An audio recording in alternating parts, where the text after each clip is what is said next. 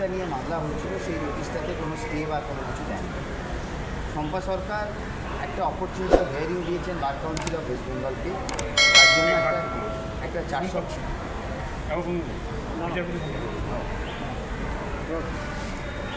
BJP Shampa সরকারের নির্দেশটা কি দিয়েছে? বিচারপতি শম্পা সরকার নির্দেশ দিয়েছেন যে প্রথম কথা হচ্ছে যে নোটিশটা নিয়ে মামলা, সেই নোটিশটা কিন্তু ওনারা স্টে করেন, এবং উনি যেটা করেছেন সেটা হচ্ছে যে একটা এফিডেভিটের ডিরেকশন দিয়েছে 4 সপ্তাহ এবং 2 সপ্তাহের মধ্যে রিপ্লাই দিতে হবে।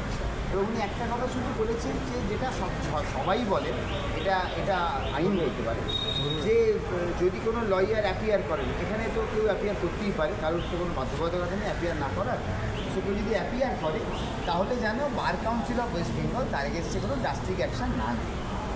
এছাড়া আর কোনো অর্ডারে আর কোনো রকম ইন্টারফারেন্সই নেই with regard to this notice. আবার মামলাটি কবে? মামলাটা আবার 6 সপ্তাহ বাদে সোমবার দিন। তাহলে আপনারা যারা সমর্থন করছেন প্রতিবাদে, তারা কি আপনাদের কাজে যোগ দেবেন? সেরকমই আমাদের আছে, কারণ যেহেতু বার কাউন্সিল অফ ওয়েস্ট বেঙ্গল একটা সিদ্ধান্ত নিয়েছে এবং সেই সিদ্ধান্তটাকে চ্যালেঞ্জ করে একটা মামলাও হলো, এবং সেই মামলার পরিপ্রেক্ষিতে কোনো রকম অর্ডারও হয়নি, তো স্বাভাবিকভাবেই সেই নির্দেশটা তো বহাল রয়েছে। আপনারা চাইছেন কেন কারা দিবস পালন করতে চাই? দেখুন, কালা দিবস পালন করার একটাই কারণ, শুধু আমরা কেন, আজকে এটা একটা অল ইন্ডিয়া ইস্যু, এটা একটা অল ইন্ডিয়া ইস্যু, এবং খুব দুর্ভাগ্যজনক ব্যাপার যে এইটা টেবিলড হয়েছিল যখন আপনারা জানেন যে প্রায় 150 মতো এমপিকে লোকসভা থেকে বার করে দেওয়া হয়েছিল, রাতের অন্ধকারে একদম বলতে পারেন যে এই লটাকে পাস করানো হয়েছিল, পাস করতে হবে সেজন্য পাসটা করানো হয়েছিল। পরবর্তীকালে যখন দেখা গেল যে এই আইনটা যদি করা হয় তাহলে ভারতবর্ষের মানুষের একটা বিরাট ক্ষতি হবে, এবং আপনারা যদি ক্রিমিনালের যারা স্টলওয়ার্ড আইনজীবী তাদেরও জিজ্ঞেস করেন, তারাও সেই ওপিনিয়নই দেবে যে এই আইনটাকে এভাবে বদল করাটা খুব কোনো যুক্তিযুক্ততা নেই। তো সবথেকে দুর্ভাগ্যজনক ব্যাপার হচ্ছে the role of Bar Council of India. আজকে এই আইনটা এতদিন আগে লাগু করার জন্য ওনারা টেবিল করে নিয়ে রাষ্ট্রপতিকে দিয়ে সই করিয়ে নিয়েছিলেন, তো বার কাউন্সিল অফ ইন্ডিয়া আজকে কেন বলছে যে আমরা এই ব্যাপারে কথা বলবো? বার কাউন্সিল অফ ইন্ডিয়া এতদিন ধরে কেন চুপ ছিল?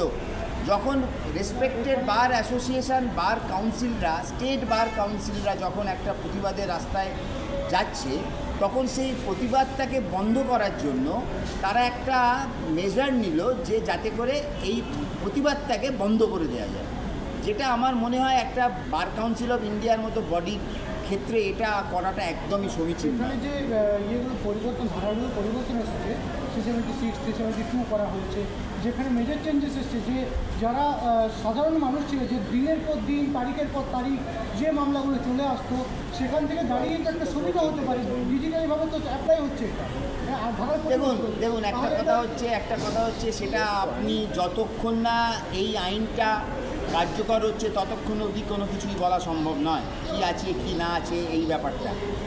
তো আমরা সেটাই বলছি যে একটা আইন এইভাবে বদল করা যায় না, এবং রাতের অন্ধকারে একটা অন্যরকম একটা রাস্তার আশ্রয় নিয়ে এইভাবে আইনটাকে বদল করাটা উচিত হয়নি। তো উচিত ছিল একটা কনস্ট্রাকটিভ ডিসকাশন করে তারপর আইনটাকে বদল করা। এইভাবে তো একটা অগণতান্ত্রিকভাবে আমি বলবো আইনটা পাস করার তো কোনো মানেই ছিল না, এবং সেটাকে আগামী 1 তারিখ থেকে কার্যকর করা। বিরোধীরা বলছে শাসকের আইনের শাসন নয়, শাসকের আইন চলছে। সেটা তো এখন দেখুন, সেটা তো গ্লেয়ারিং না, সেটা দেখা যাচ্ছে আজকে আপনারা দেখুন। হ্যাঁ, পশ্চিমবঙ্গের কথা বলছে, হ্যাঁ, পশ্চিমবাংলায় তো ঠিকই আছে, পশ্চিমবাংলাতে এখন তো অনেক কিছুই বলবে, কারণ আপনারা দেখে নিয়েছেন মানুষের রায় কি আছে। সো মানুষের রায়ের ওপরে তো আর কারোর রায় হয় না, পলিটিক্যাল লিডাররা অনেক কিছুই বলেন, বাট মানুষ রায় যেটা দিয়েছে সেই রায়টা মাথা পেতে নিতে তাদেরকেও শিখতে জানতে হবে। মানুষ এটাও দেখেছে ওটা কীভাবে ছাপ্পা পড়বে, সেটা তো immaterial, that is not the precise